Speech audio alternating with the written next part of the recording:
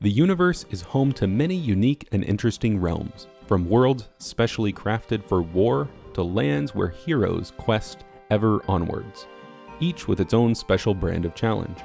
Our little adventure takes place in a world where the key to survival is knowing when to fight and when to escape by running. As with all lands, this one has its fair share of heroes, beacons of light amidst the darkness, true paragons of achievement that very few will ever match. But the common thread among each of these stories is the same humble beginning.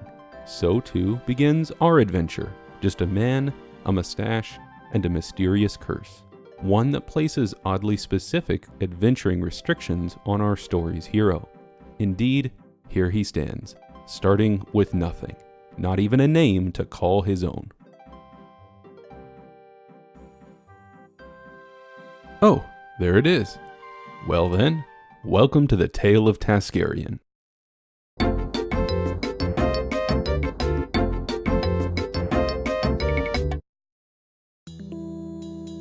Hello, and welcome once again. My goal for this series is to create a truly new RuneScape challenge, one that is difficult but fair, restrictive but not overly so. A challenge that ultimately tells its own story, one that is both fun to play and to watch. To this end, your suggestions and critiques are most welcome. Please be warned that this first episode is information heavy and serves to set the groundwork for our grand quest, which commences more thoroughly in episode 2. This is Taskarian, the hero of our story, a new unique Iron Man, afflicted with a mysterious curse that acts as the set of rules which binds our adventure. The curse has just 3 core tenets. 1. Slayer must always have the highest experience of any skill. 2. All items start out locked and can only be unlocked for use once obtained as a monster drop. Once an item has been unlocked in this way, it can then be gathered and used as normal. Unique quest items, XP lamps, clue rewards, and some tools are exempt from this rule. 3. Bosses may only be killed while on a Slayer task. I believe that these 3 rules will make for an adventure that follows the path less traveled. Note that this isn't a Slayer-only adventure, but rather one that uses Slayer to slowly open up the world of RuneScape by establishing brand new content gating requirements, encouraging us to use a diverse range of combat, leveling, and questing strategies. More specific details on the rules and exemptions can be found in the description of this video. To better understand the rules imposed by this curse, let's begin our adventure by doing a little planning. All good plans establish goals, so that's where we'll begin. Normally, an adventurer in Gielinor would start with a set of tutorial tools and weapons, but for us, the curse disallows any items not obtained through bloodshed, so we start with nothing. Getting some items seems to be a simple problem with a simple solution, but one look at the starting skills tab reveals a major roadblock. Our Slayer level is only 1, but our hit points starts at 10, with 1,154 experience. The curse prevents us from gaining more hit points experience until our Slayer experience surpasses it. We can't kill anything without gaining experience and hit points, and we can't get items without killing anything. This much is clear. If we want to make any progress, we need a way to bring our Slayer experience up above 1,154, but without any items or any combat. Herein lies our most immediate goal. Before we tackle the first goal, however, we would be wise to think a few steps ahead. Say we do level Slayer above hit points.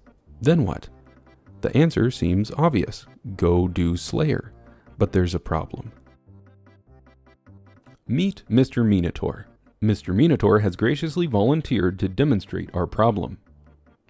As you can see, Mr. Minotaur had 10 hit points, which upon removal provided us with 10 Slayer experience, a nice 1-to-1 ratio. However, a closer look reveals that dealing the 10 damage actually provided 13 hit points experience. That's because dealing 1 damage using any combat style grants 1.33 hit points experience.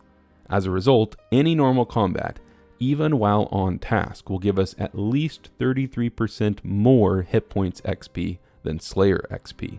This gives us our second early goal. With 2 clear goals established, it's finally time to begin our adventure.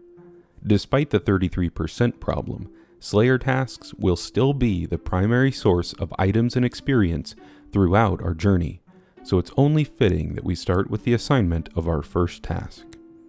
At level 3, the only available Slayer Master is Turiel, so we'll be heading on over to Berthorpe to pay him a visit. Turiel assigns from a list of 24 possible tasks, but not all of them suit our specific needs. We'll go over all possible assignments more thoroughly in episode 2. For now, just know that most of these tasks aren't good, and some are outright impossible for now. Ideally, we're looking for a goblin task, but more importantly, we're looking to avoid some of the terrible ones. That's why Turiel is our very first destination. Some of you may already be anticipating our visit to the Varrock Museum, but dropping by Turiel first avoids the possibility of cave bugs or crawling hands, at least for our first task, as they both have Slayer level requirements. And with that, here we are, the moment of truth.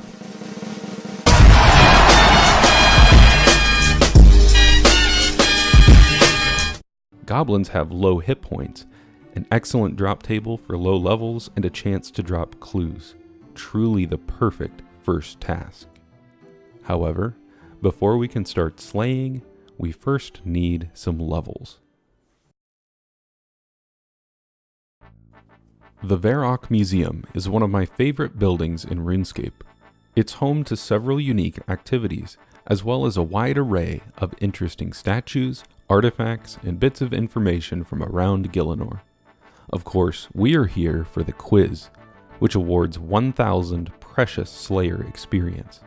This provides a massive starting bump up to level 9 Slayer, but it still leaves us 154 experience in the red. Closing this tiny gap turns out to be quite the challenge. While a number of quests do offer Slayer experience rewards, all require us to obtain items that drop somewhere in the world. Even X marks the spot, whose spade requirement might first appear obtainable due to the tool exception, is actually gated behind access to the abandoned mine in Mauritania. Another option is a recently discovered kill tagging method. If a creature is damaged in the first game tick of its existence after respawning, the damage does tag the kill, but awards no combat experience. While this method is incredibly clever, it's unreliable to perform with melee, and isn't a solo tactic, as we would need neutral damage from another source to finish off the tagged kill. Sadly, this leaves us with only one remaining choice: random events. As lamps and books of knowledge grant experience directly, they are exempt from the effects of the curse. However, getting our hands on them is very nearly a curse in its own right. Compared to others in this situation, we actually have it pretty easy. We only need 2 experience events to move forwards. Still, getting these 2 events could prove incredibly time-consuming. There's not much we can do while waiting for these events either. We might as well train some agility. Another option was to train attack on the dummies in Varrock, but we want to keep our combat level low, at least for now. We're capped at a maximum of 9 agility by our current Slayer level, and it didn't take too long to reach that point. We're now left with basically nothing to do but stand around. But first, we should probably do some research. The RuneScape Wiki is an excellent source of information, and we'll be relying on it heavily during our journey. Since its migration to a JGEX platform earlier this year, a volunteer project has been underway to update all known drop tables. A big thank you to everyone who's contributed to this cause. It's people like you that make this community great. For more details, see the links below. Unfortunately, the reason this project is so crucial is because not everything currently on the wiki is accurate. Many pages still have missing data, and some even have self-conflicting information. I first encountered this issue when researching the random events. According to the random events page, some random events don't trigger in certain areas. One such area is the wilderness, where random events that teleport the player don't trigger at all. A footnote suggests this can be used to increase the likelihood of receiving a genie or surprise exam, but the very same page indicates that the surprise exam does indeed teleport the player. This leaves us lacking a clear answer to a very important question. If doing nothing else, where should we wait to maximize experience from random events? To test this theory, we now embark on a stationary journey by parking our poor test subject in Level 1 Wilderness and recording every waiting moment.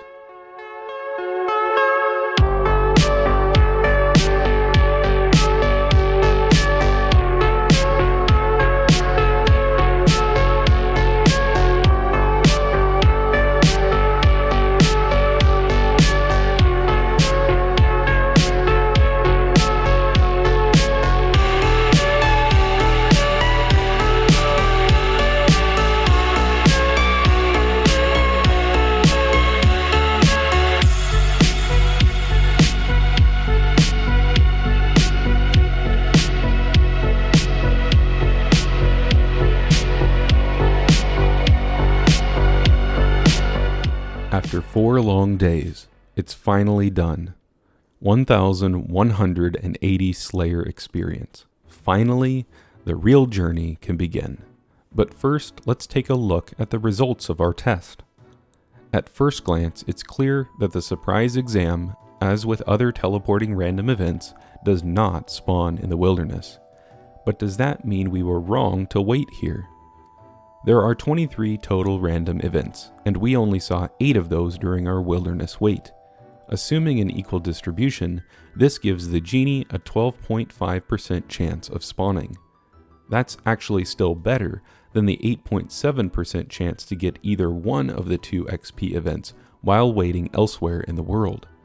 Even if we prorate the surprise exam event to reflect its increased experience reward, waiting in the wilderness is still slightly better if your goal is purely experience gain.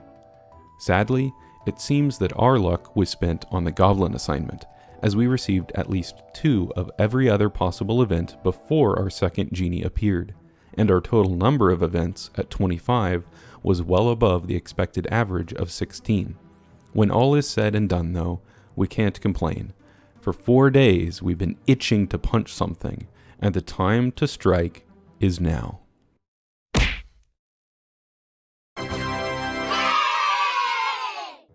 Our first item is finally unlocked. 1 humble gold piece. But this is only the beginning. So much still lies ahead. Monsters to slay, items to unlock, and a looming curse to eventually break. If you enjoyed this story so far, consider joining next time, when we'll explore just how god-tier the goblin task truly is, and how, with a little well-placed faith, even the impossible can be overcome. Goodbye for now, and we'll see you soon in episode 2 of the Tale of Taskarian.